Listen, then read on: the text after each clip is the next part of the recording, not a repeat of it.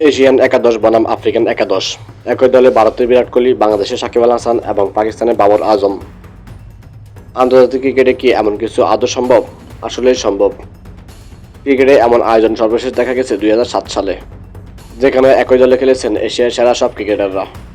মাইলা জবরদনের নেতৃত্বে যে দলের হয়ে খেলেছেন ভারতের সৌরভ গাঙ্গুলি, বীরেন্দ্র সেহবাগ, মহেন্দ্র সিং ধোনি এবং পাকিস্তানের মোহাম্মদ ইউসুফ ও মোহাম্মদ আসিফের মতো ক্রিকেটাররা।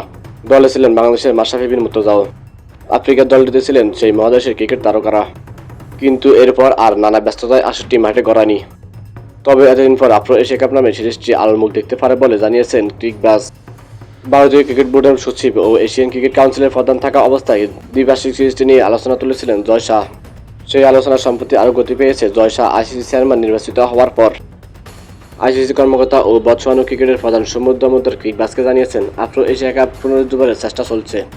মাহিন্দা বিল্লার হোসেন ক্রিকেটের প্রধান আইসিসি পরিচালক অংশ নিয়েছেন এই আলোচনায়।